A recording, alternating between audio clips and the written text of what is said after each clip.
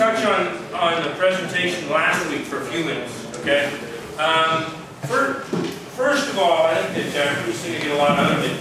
I won't say I was disappointed, but I was a bit surprised that there weren't more people posted on the blog yet. I think we're only at around maybe 12 students that have posted. And the reason I'm a little surprised by that is because I thought it was a very powerful presentation. So to me, and those that did post seem to have that same view. So to me, you know, because I know you only have to do the 10 reflections and so on, but I would be thinking, just as somebody there sitting and watching, and not even necessarily thinking as a professor, is that the ones that are sort of really, you know, engaging and powerful, and you get a lot out of it, I'd be thinking, well, maybe that's something I could reflect on because of your own usefulness to you. So I was a little surprised that it was as low as it was. But having said that, the quality of the reflections that were there was quite good. And I got sort of, it was a common expression that was made on over half of the reflections that were on there. You know, 5, 6 reflections, and people were saying that, oh, well, this is something, I've already got something out of this I can use, you know, that I'm already thinking of trying, like right within that period of time right away. So that's great, and I encourage you to do that. With any of these presentations, in fact, is just try things right away and see how they go, you know. We don't like to think of education as trial and error, because the error part's kind of tough on the kids. But the truth is, it is sometimes. I mean, it really is. You know, you can do something in a class. I'll give you a prime example. What's happened with me? I did an online activity for reading. Because one of the things I work with special needs students, and they have trouble with the issue of just getting them to concentrate and read. So what I have been doing is I've been doing these reading exercises, whereby they have already read the selection, and they've done some work on it in class, and then I tell them it's open book. And my thinking was that because it's open book, they'd open their book and try to find the material and read the material in order to do the online test, right, using the Edline tool that we have at our school. Wasn't happening. What was happening was they went in overconfident, feeling, I know this story because we already did it with Dr. Andy in class. So some of them wouldn't even bring their books to the computer room. And I'd say, go get your book, because the computers are right next door to my class. I'd say, go get your book. And they go get it, and they leave it closed. And I say, the book needs to be open. Of course, they'd open the book, but then they wouldn't look at the story. You can't force certain things, right? So then I said, okay, fine. It's not working. They're not actually looking in their book. So I know what I'm going to do. I'm going to force them to look in their book. And how would I do that? Actually, what I did is I gave them a test, an activity, on something that they hadn't read yet. Pick the story of the book, not a difficult one, one that they could read it and figure it out as they went along, right? And then I gave them a test using, you know, a story they'd not read.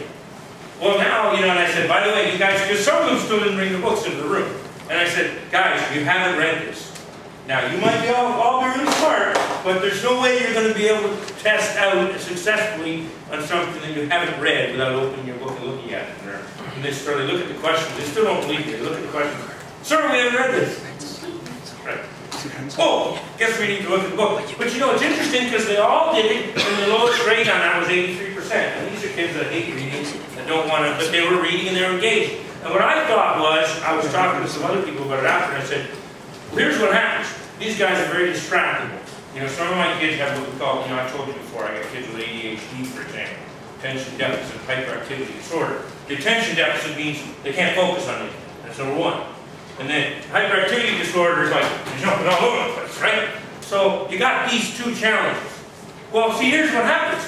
With something like that, they're forced to engage the screen, right? Because there it is right there. They got to look at the screen. They got to type. Guess what? There's visual already. Okay, there's kinesthetic already, right? And then when they're looking in the book, they're going to read to try to find the answers. They're actually going to read, you know, read out loud or subvocally, quietly. So they're actually engaging verbally. You're engaging all three learning styles. And the other thing is, what I thought was, this was not any kind of scientific survey, but I guessed afterwards. I said, I think it minimizes the distractions because they're forced to operate on all three channels, so they can't be distracted by what someone else is doing, where usually they would be, right? I got so excited about it, I tried it in math. It didn't work very well. It kind of bombed in the math. They did okay with it, but what happened was it was actually my fault. I had to fix some of the online tools right. So when I was trying to debrief them on questions, when I debriefed on the LA, I would say, find you got to find the ones you got wrong, and then go back, because you can get feedback on these things right away.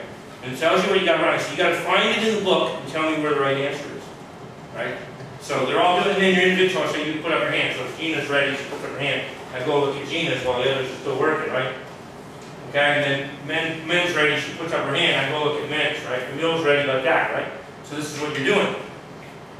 Then when it came to the math, I wanted to do the same thing, except I screwed up with the online tools, and I couldn't do the debrief. I had to, because it wouldn't give them their feedback. So I had to go in and get their tests and have them kind of line up the whole way, and get the feedback from me. But still, they were interested. Well, my point being is, you might try something one day and then try the same thing in a slightly different context and have it bomb. Right? And that does happen. It happens. It doesn't matter how long you've been doing this. I've been doing this a while. It still happens to me. Okay? So that's where I think the presentation that we got last week that talked about some of those issues and look at, here's some things you can try. Here's some ways you can engage creativity. Right? And I think it was really valuable. And I'm sort of connecting it to the things that I've done. And there's more I can do. I know that. And there's more we can all do.